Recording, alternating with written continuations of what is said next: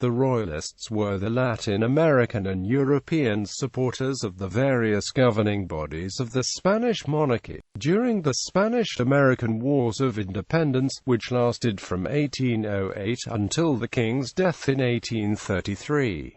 In the early years of the conflict, when King Ferdinand VII was captive in France, Royalists supported the authority in the Americas of the Supreme Central Junta of Spain and the Indies and the Cádiz Cortes that ruled in the King's name during the Peninsular War. After the restoration of Ferdinand VII in 1814, Royalists supported his claim to rule Spanish America, but were split between those that supported his insistence to rule under traditional law and liberals, who sought to reinstate the reforms enacted by the Cádiz Cortes.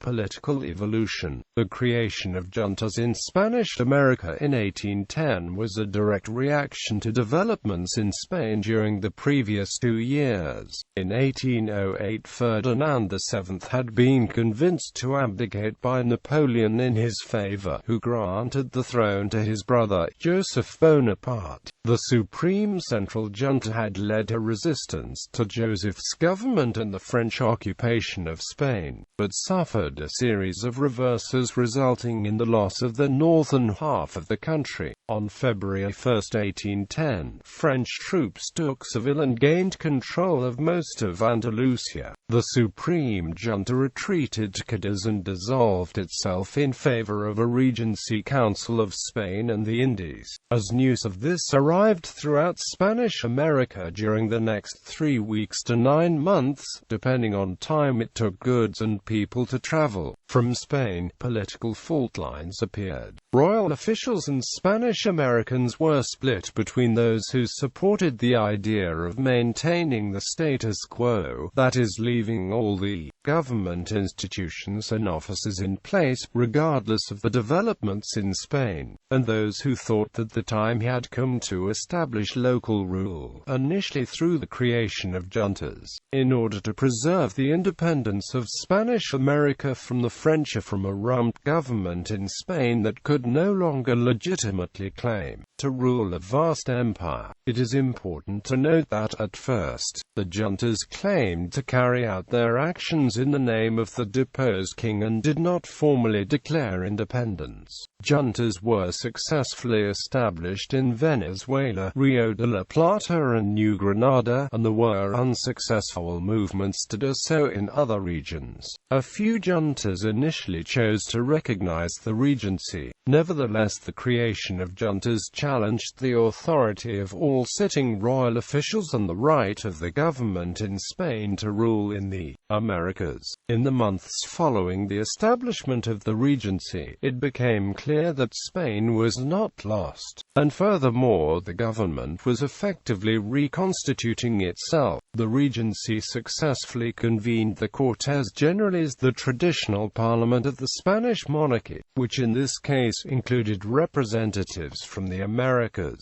The regency and Cortes began issuing orders to and appointing royal officials throughout the empire. Those who supported the new government came to be called Royalists. Those that supported the idea of maintaining independent juntas called themselves Patriots, and a few among them were proponents of declaring full, formal independence from Spain. As the Cortes instituted liberal reforms and worked on drafting a constitution, a new division appeared among Royalists. Conservatives did not want to see any innovations in government, while liberals supported them. These differences would become more acute after the restoration of Ferdinand VII, because the king opted to support the conservative position. Role of regional rivalry. Regional rivalry also played an important role in the internecine wars that broke out in Spanish America as a result of the juntas, the disappearance of a central imperial authority, and in some cases of even a local viceregal authority, initiated a prolonged period of balkanization in many regions of Spanish America. It was not clear which political units should replace the empire, and there were no new national identities to replace the traditional sense of being Spaniards. The original juntas of 1810 appealed first to sense of being Spanish, which was juxtaposed against the French threat, second, to a general American identity, which was juxtaposed against the peninsula which was lost to the French, and third, to a sense of belonging to the local province, the patria in Spanish. More often than not, juntas sought to maintain a province's independence from the capital of the former viceroyalty or captaincy general, as much as from the peninsula itself. Armed conflicts broke out between the provinces over the question of whether some provinces were to be subordinate to others in the manner that they had been under the crown. This phenomenon was particularly evident in New Granada and Rio de la Plata. This rivalry also leads some regions to adopt the opposing political cause from the rivals. Peru seems to have remained strongly royalist in large part because of its rivalry with Rio de la Plata, to which it had lost control of Upper Peru when the latter was elevated to a viceroyalty in 1776. The creation of juntas in Rio de la Plata allowed Peru to regain formal control of Upper Peru for the duration of the wars. Restoration of Ferdinand VII. The restoration of Ferdinand VII signified an important change, since most of the political and legal changes done on both sides of the Atlantic, the myriad of juntas, the Cortes in Spain and several of the congresses in the Americas that evolved out of the juntas, and the many constitutions and new legal codes had been done in his name. Once in Spain, Ferdinand VII realized that he had significant support from conservatives in the general population and the hierarchy of the Spanish Catholic Church, and so on May 4, he repudiated the Spanish Constitution of 1812 and ordered the arrest of liberal leaders who had created it on May 10. Ferdinand justified his actions by stating that the constitution and other changes had been made by a Cortes assembled in his absence and without his consent. He also declared all of the juntas and constitutions written in Spanish America invalid and restored the former law codes and political institutions. This, in effect, constituted a definitive break with two groups that could have been allies of Ferdinand VII, the autonomous governments which had not yet declared formal independence, and Spanish liberals who had created a representative government that would fully include the overseas possessions and was seen as an alternative to independence by many in New Spain, Central America, the Caribbean, Venezuela, Quito, Peru, Upper Peru and Chile. Most Spanish Americans were moderates who decided to wait and see what would come out of the restoration of normalcy. In fact, in areas of New Spain, Central America and Quito, governors found it expedient to leave the elected constitutional ayuntamientos in place for several years in order to prevent conflict with the local society. Liberals on both sides of the Atlantic, nevertheless, continued to conspire to bring back a constitutional monarchy, ultimately succeeding in 1820. The most dramatic example of transatlantic collaboration is perhaps Francisco Javier Mina's expedition to Texas and northern Mexico in 1816 and 1817. Spanish Americans in Royalist areas who were committed to independence had already joined guerrilla movements. Ferdinand's actions did set areas outside of the control of the Royalist armies on the path to full independence. The governments of these regions, which had their origins in the juntas of 1810, and even moderates who had entertained a reconciliation with the crown, now saw the need to separate from Spain, if they were to protect the reforms they had enacted. restoration of the Spanish Constitution and independence. Spanish liberals finally had success in forcing Ferdinand VII to restore the constitution. On January 1, 1820, when Rafael Riga headed a rebellion among troops which had been gathered for a large expeditionary force to be sent to the Americas, by March 7, the royal palace in Madrid was surrounded by soldiers under the command of General Francisco Ballesteros,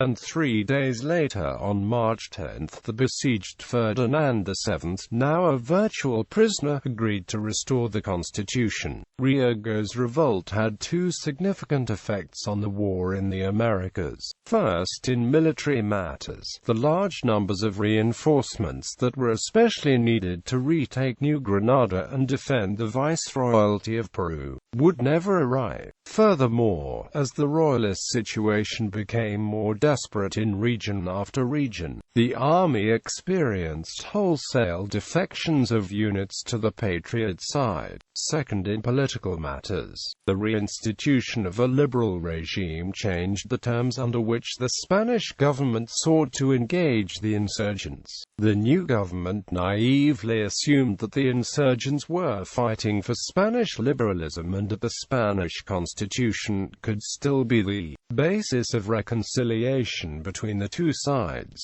Government implemented the Constitution and held elections in the overseas provinces, just as in Spain. It also ordered military commanders to begin armistice negotiations with the insurgents with the promise that they could participate in the restored representative government. The Spanish Constitution, it turned out, served as the basis for independence in New Spain and Central America, since in the two regions it was a coalition of conservative and liberal royalist leaders who led the establishment of new states. The restoration of the Spanish Constitution and representative government was enthusiastically welcomed in New Spain and Central America. Elections were held, local governments formed and deputies sent to the Cortes. Among liberals, however, there was fear that the new regime would not last, and among conservatives and the church, that the new liberal government would expand its reforms and anti-clerical legislation. This climate of instability created the conditions for the two sides to forge an alliance. This alliance coalesced towards the end of 1820 behind Agustín de Iturbide, a colonel in the Royal Army, who at the time was assigned to destroy the guerrilla forces led by Vicente Guerrero. Instead, Iturbide entered into negotiations, which resulted in the Plan of Iguala, which would establish New Spain as an independent kingdom, with Ferdinand VII as its king. With the Treaty of Córdoba, the highest Spanish official in Mexico approved the Plan of Iguala, and although the Spanish government never ratified this treaty, it did not have the resources to enforce its rejection. Ultimately, it was the Royal Army in Mexico that ultimately brought about that nation's independence. Central America gained its independence along with New Spain. The regional elites supported the terms of the Plan of Iguala and orchestrated the union of Central America with the Mexican Empire in 1821.